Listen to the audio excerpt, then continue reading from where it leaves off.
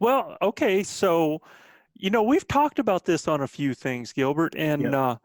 at Elk Camp this year, 2019, I had the pleasure, and the other boys had the pleasure of meeting a true to life legend in our camp. And so some people might not know the story. And for all those listeners out there, I just have to ask you, Gilbert, who the heck is the Pennsylvania cat killer? Well, it would be if you guys saw our podcast from camp at Elk Camp, it would be the one and only the cat killer himself, Brendan Houlihan, out of Pennsylvania. Brendan and I have hunted together for many, many years. We were on a tremendous whitetail hunt on the Bob Allen Ranch. I want to say, I can't remember if it was 2008, 2007, somewhere along that line. We were down there hunting whitetails, and something happened that's never happened and still hasn't never happened on a ranch in Texas today, where we killed 4 mountain lions in one day. Wasn't there a story about this? Yes, so it's written in the Texas Trophy Hunter magazine. Brendan actually killed 3 of the lions, and we found 2 of them that he killed. The other one, I think, got away, but it didn't make it. And then we killed another lion that evening with a call, and actually called him in. But he says 5 or 6 lions, and man, I want to say it was probably 7 or 8, but it was a whole bunch. Look, man, when you're talking about a pride of lions, or lions that many being together, the Texas Wildlife Association and the game biologists have never seen anything like that. Well, Gilbert, now wait a second, but the way you tell this story sounds so smooth. We saw this number, we saw that number, he killed, I did. From what I understand, this whole event wasn't all that smooth. It wasn't smooth. No, look, it started out, and I'm telling the story so Brendan can add his bit when he gets a spot, maybe never. But anyhow, the story that I like to tell, and the one that I remember vividly because I was there, is I had some guys deer hunting in West Texas with me. Bruce Gaynor, who's like a dad to me, really close friend, and also a customer in the business. Mm-hmm. And then Brendan Houlihan, also another client in our business, and a real good friend. So we went out there whitetail hunting. I actually had Bruce Gaynor with me, who'd never killed a whitetail deer with a rifle. Thinks it's easy right during the rut. It's not easy, I guarantee you. It's extremely difficult, which he proved. I think he missed 3 times before he just wanted to throw the gun at a deer. But that morning was especially hard. It was unbelievably foggy, okay? I'm talking like you couldn't see, 65 feet in front of the blind. I mean, it's that foggy all the time. Soup.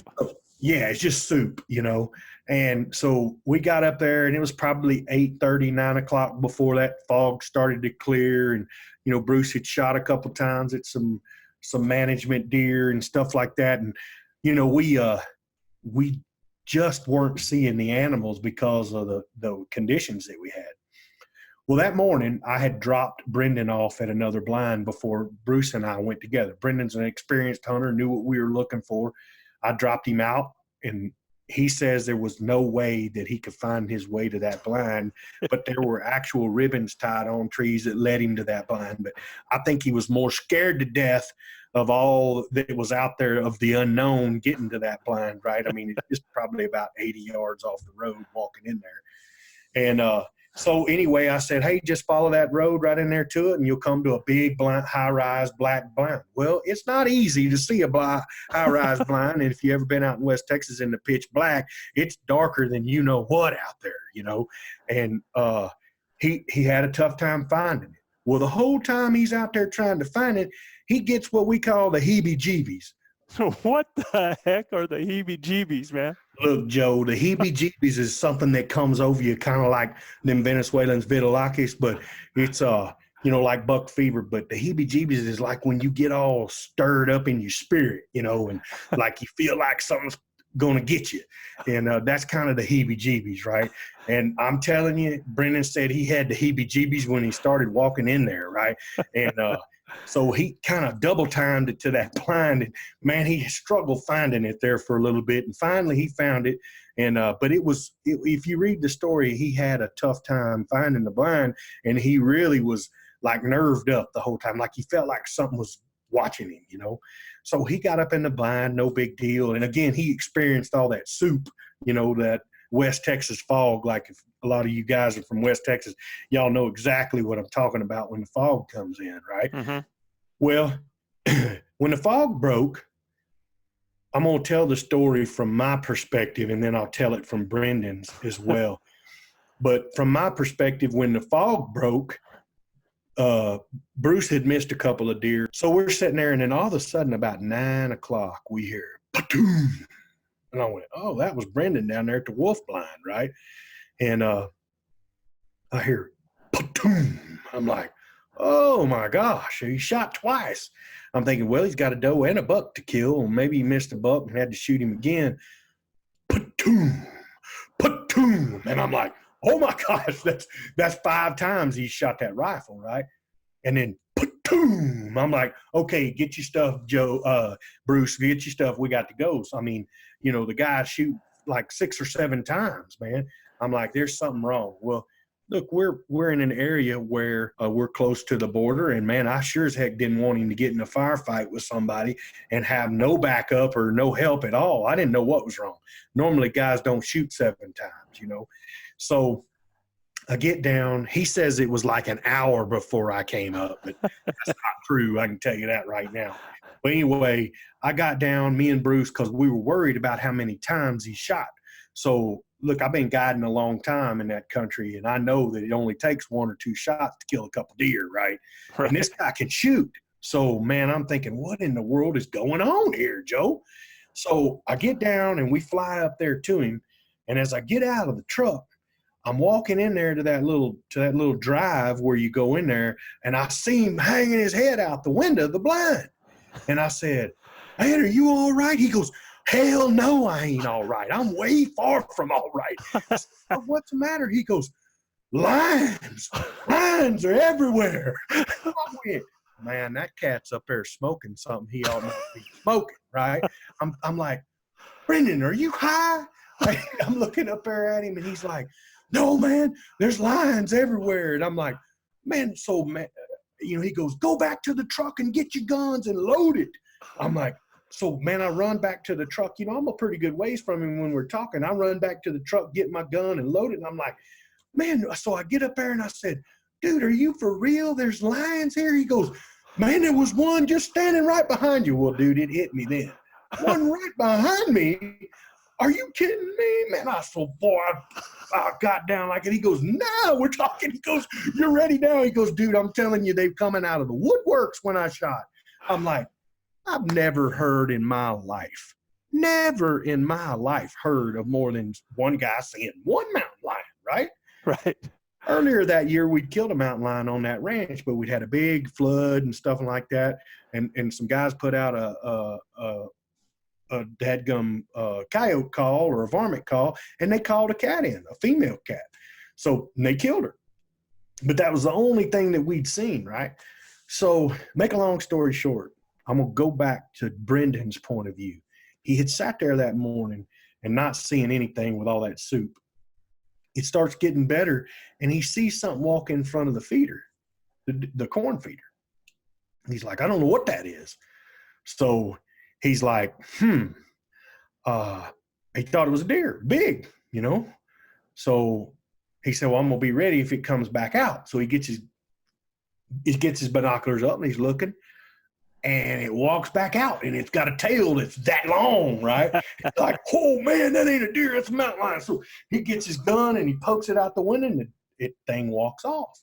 Well, he's like, gosh, dog, it walks from the other way. Well, he's like, man, doggone it. Well, just about that time, one pokes his head out from the other side. You know, it had walked that way, so now it's got to come back this way. No, this other one walks out from where the other one came from. He goes, oh my gosh. And then it kind of walked back into the fog a little bit. So he didn't have no way to call them or anything. Well, he had a doe and estrus bleat call. They call it can. Okay. So he got that thing out there and went, yeah, yeah, yeah, like that with that can. Well, man, that got their attention big time. And here come one of them. Well, he let the air out of that first one up underneath that feeder. Well, and then he said it just erupted. Cats started running everywhere. So one come running at him, whoom, he cuts that one down. Another one running in front of him, whoom, he cut that one down. Another one ran to the left, whoom, he cut that one down, right? So he's like, he's out of bullets. I mean, just slap out of bullets. He's got some more in his pack, but he's out of bullets in his gun, you know? So he's just kind of freaked out the whole time. And now he's understanding why he had the heebie-jeebies when he walked in there. Little knows to us why they were in there so thick, is they killed a couple of mule deer and they had them stashed right close to the blind. So when he walked in there that morning, he walked in on a fresh kill. And they'd been eating on him all night. Well, the best we can think, Joe, is there was 5 or 6 cats, maybe more. But the one we killed was a female, a male, and a big cub, right? About 1.5 years old. So, I mean, it was unbelievable. When he killed the first one, it was dead up underneath the feeder. So when he gets down out of the blind, I said, multiple lions? He said, yes, multiple ones. I mean, they were everywhere. I'm like, no way. I said, what's laying up under the feeder over there? He said, that's one of them right there. So we go walking up there. I said, listen, man, our outfitter, Bubba Finstad with West Texas Whitetails, is not going to believe this. I said, we need to get in the truck and we need to go back and get him. And he said, well, I want to find the other lion. I said, all right, cool. Let's start tracking him. So, man, I got my gun out now. I'm on point, right? I mean, lions are everywhere, dude. So these are killers, man. I mean, we're not playing, right? We're not playing with these cats. So, man, I kind of got point, and he's on blood, and we're following blood. Joe, I've never seen this in my life. This is no lie. I ain't lying, y'all. I have never seen in my life guts from a cat strung up 7-8 feet up in a mesquite tree. As far as you can see, those guts were strung out 60, 70 feet of guts. And I don't even think there's 60, 70 feet of gut in a lion. But I'm telling you, it was up in the trees now. Wow. Unbelievable. 6, 7 feet up in the tree where that cat was clearing all that, and he was dragging his guts. He had hit that one cat in the sternum and just split him right down the middle, and his guts were spilling out. So he drug all of his guts out, and I guarantee you, we followed that cat 250, 300 yards with his guts drug out of him, and finally we come up on him. He was in a deadfall. I stepped over that deadfall, and he was curled up right there. And I'm telling you, I almost stepped on him. And, brother, my drawers changed colors when I almost stepped on him now. I'm going to tell y'all, I felt the little ooze out, because I'm telling you, it was rough now. I saw that cat, and I thought he was alive. So, man, I backed up, got on point, and I'm like, oh, he's right there. God dang it, you know. I'm like, oh, my God. So I looked over again, and he's stone dead laying there curled up, right? I'm like, good God almighty, Brendan. I said, look at this cat. I said, don't touch anything. Don't touch nothing. Our outfitter is not going to believe this crap, right? So we get back to the truck, okay? And I ain't lying about this either. I put the truck in reverse, and I put my arm, you know how you put your arm over the back, right. The hook, you know, did just like a line in the road, Joe. I'm talking straight down the road from us standing there looking at us. I'm like, oh my God, there's a lion standing in the road. Brendan's like, I told you, man, there's more out here. And I'm like, oh my gosh, I'm not going to believe this. So we took off back to the camp, right? I brought my video camera. I got most of it logged into video. We brought my outfitter back down there, showed him everything. He was unbelievably like, this is staged. Y'all did something to stage this. Because the guts in the trees, man, you just can't do that. I thought, you know, I got to thinking maybe aliens come down here and got this cat and jerked him up. And I mean, how in the world are those guts going to get up in those trees, Joe? It was craziness, right?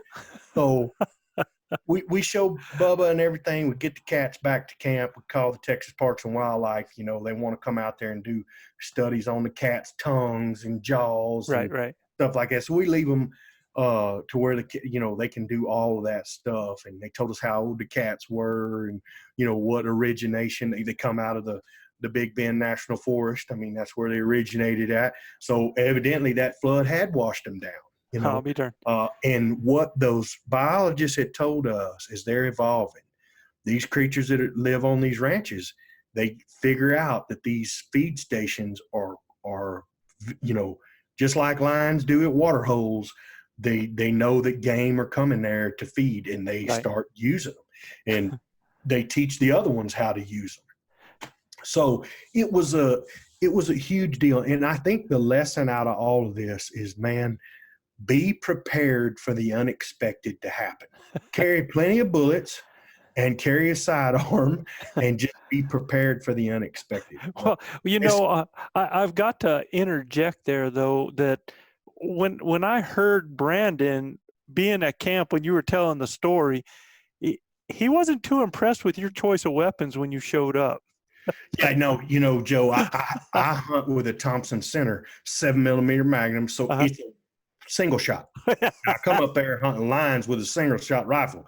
Now look, I mean, I can put that thing in a dime size hole out there to about 300 yards, but at the end of the day, I'm a little underpowered or I don't have enough ammunition.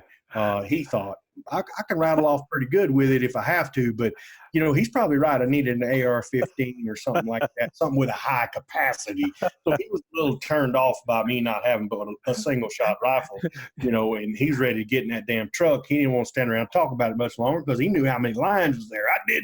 I didn't know how many lions were there until he said you showed up. Yeah, I got your back. The heck you got my back? You got a single shot, bro. I got one bullet. I'm like, yeah, man, I can load that thing fast. Don't worry about it. So, when I saw the lion standing in the road, I mean, I knew something was up. Yeah. So that night they set up a call in that same area, and the male lion came in there. And a guy named Dwayne Glasgow that I worked with at Smith, Dwayne Glasgow killed that lion with a .22-250, shot him, and we waited all night and let him run off. And I was pretty geeked up about these lions. I wanted to go look for him that night, and I was advised that was the dumbest idea a man could ever have, to try to go look for a daggum lion that was shot with a .22-250. And now that I think about it, it damn sure was. It was a horrible idea. I think I might have had a few too many of that libation going on in camp and toasted with too few many. And the cat killer probably did. And, I wanted to go look because, I mean, that was the biggest one. And sure enough, he shot him at .22-250. The next morning, he was stone dead 40 yards from where he shot him down in that creek. But that cat actually came back to the exact site where we were shooting where we'd shot the other cats. He was coming back to that kill. Wow. Yeah. Unbelievable, man.